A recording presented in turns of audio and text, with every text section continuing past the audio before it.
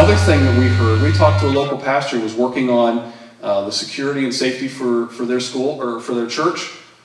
He was telling us that the Westerville police are frustrated with our elementary schools not taking the safety of our kids, the security of their buildings, as seriously as they should.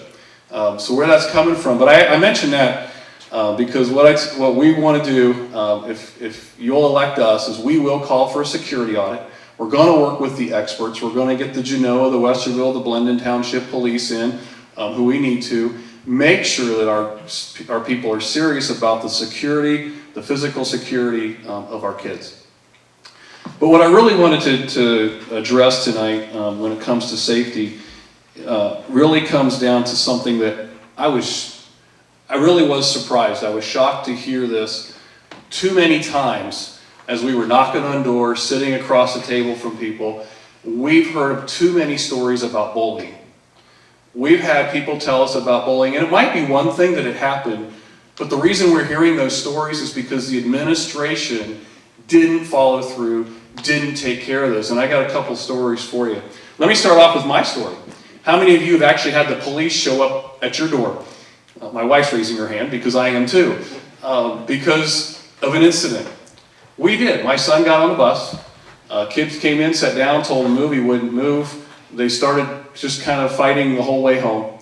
Through the process, my son's pencil broke and ended up scraping the kid. When he got off the bus, he told his dad, no, he did it. He was the one doing this whole thing. I didn't know anything about it. Next thing I know, the cops are knocking on the door. What's going on? They interview my son, and the police officer says, let me go back to their house. He really didn't quite believe it. He really didn't believe the other story. Now, unfortunately, I think in these times we have to have cameras on the bus. Thankfully, it worked out in my situation because you call the transportation department, they pull up the video, and they tell you, yes, what we're seeing on the camera is exactly what your son's saying. He was the one. So it ended up, the police said, yeah, we read him the riot act. He finally confessed to his dad. He was the one that did it. I'm thankful. Nothing else has happened since then that I know of. But nothing else has happened since then. I'm thankful that there was that going on.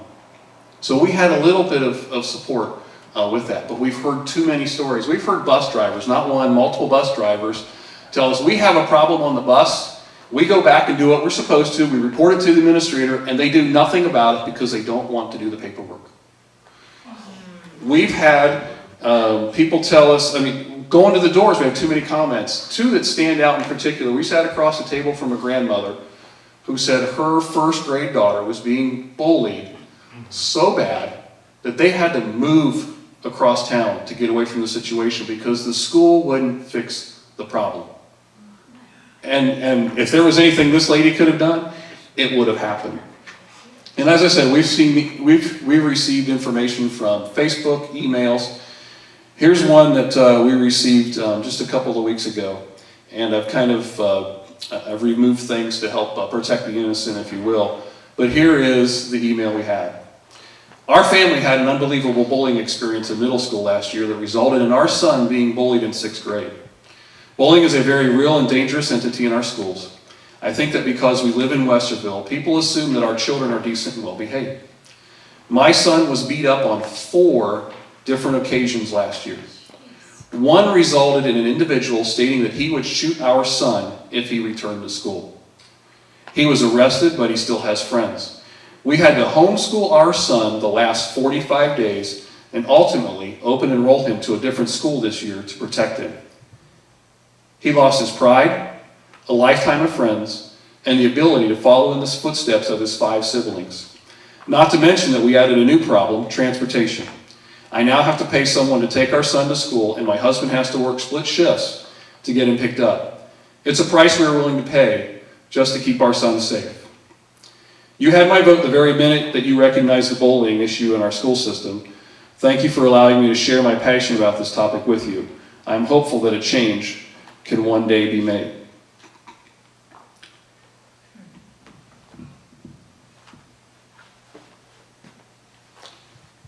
One incident you might think, okay, what can you do about it? But that's one. A first grader, another one. I don't know how many times we talk about how many people have told us this and they've got no support from there. On the school board, I'm not in the school day to day, but I'm a leader, and I have the responsibility, I believe, to take care of our kids.